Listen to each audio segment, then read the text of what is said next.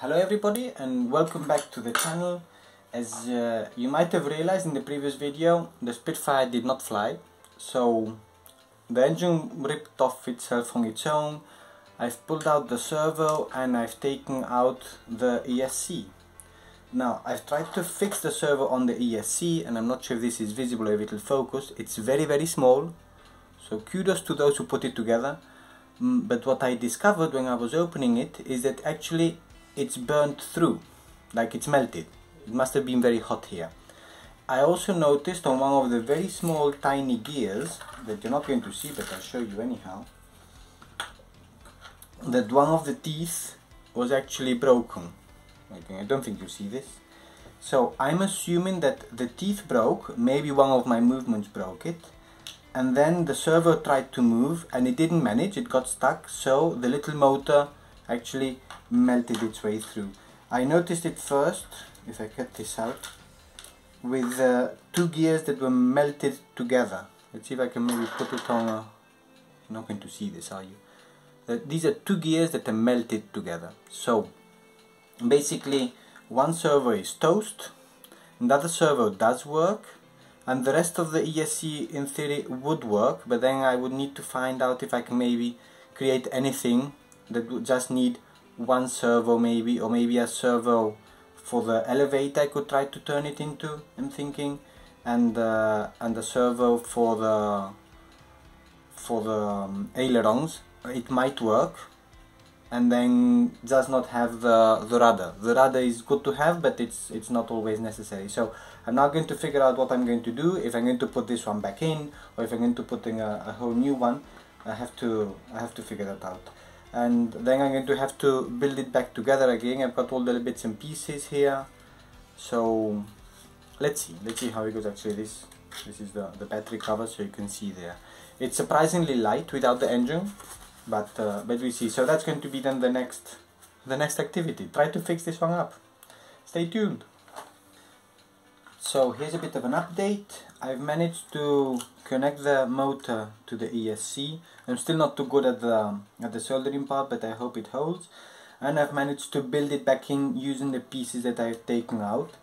The glue is still not completely set, but I'm hoping that it will hold. I still have to plug in the servo for the ailerons, and I still need to connect then the push rods to the servos on the ESC that go then back to the tail surfaces. So still a bit of work to do there, and of course then also put the engine into the gearbox, into the gear, the reduction gear, and then stick it back on. So still a few steps to go, but I'm hoping this time it holds out and it doesn't burn out. Keep you posted. So, and here is everything put together. I'm afraid I stuck the cowling on more than I wanted to. There's a bit of glue that came off and it got stuck, but it's okay. I think it'll still break off if I need to. So the motor is mounted. This is the space for the battery with the cover, and then what I'm going to have to do is to cover up this part. Like I have to probably put new tissue on it on both sides. And I've also done some testing. I redid a bit the push rod from the back. As you see, it might come out, but I somehow prefer it like that it can pull and push. I hope it doesn't come out in flight. And the movements seem to be okay so far. So I'll do a bit of the tissue covering and then get it ready, and let's see when the weather permits to do a second attempt at a flight that hopefully will last more than that 1.5 seconds, if it even got to that. So stay tuned for the second maiden flight.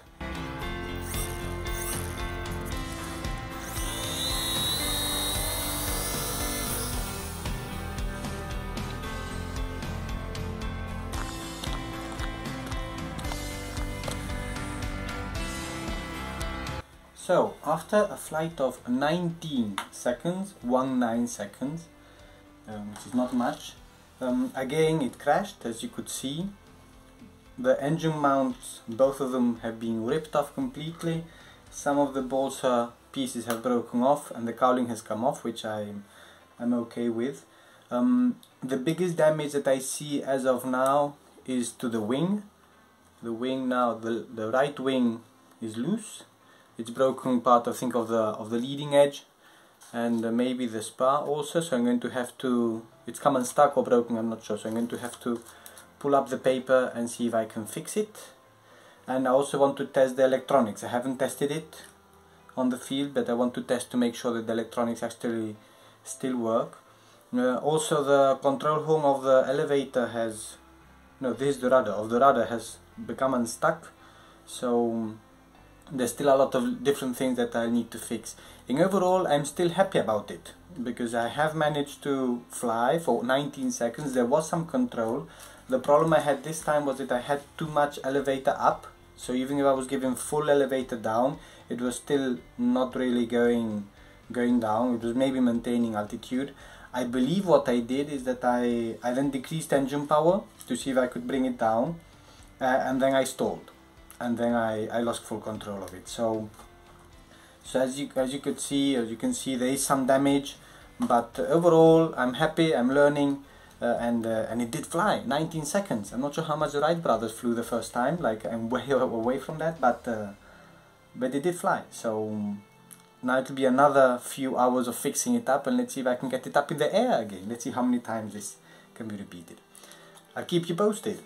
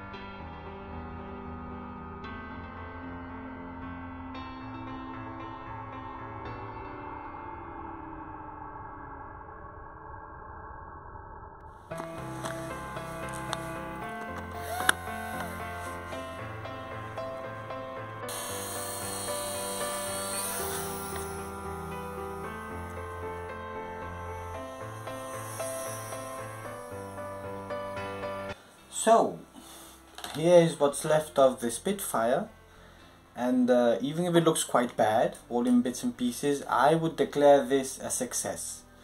I managed to keep the airplane flying for, I would say, easy 5 minutes. It wasn't easy to control, for sure. The Mustang flies much better. I had to constantly have a pitch down attitude, I think, on the elevator, so the trim is evidently still not perfect. And it had like 2 landings, crash landings, let's say. The first crash landing it survived quite well. The second one didn't survive so well. The servo was ripped off, and the nose was also ripped off, but that's no major issue, as that can probably just pop back on. Actually, I haven't tried. It will probably just hold there okay, just like that. But the servo, I need to stick it back on, put again then the push rods for the elevators that I have not glued in, and I think that was a smart decision, because then I can take them on and off and fix the rods. Some small damage there, but overall, as I say, I declare this a success. It managed to fly. I managed to keep it aloft for quite a while, and controlling it in spite of the low, let's say, the low pitch tendency that it had constantly. What was it up? No, I can't remember. Anyhow, I'm going to have to fix the trim slightly, but it's a confirmation that the adaptation, so the RC conversion of the Guillow Spitfire, the small one, the 504 model, is a flyable model, and probably with some, I would say, a few minutes, half an hour maybe of work of fixing things up, I can probably have it up in the air again. So with this I close off. Thank you everybody for following on this one. Big success for me. I'm happy, of course, as you can probably hear, and looking forward to other tests, other flying tests and other builds.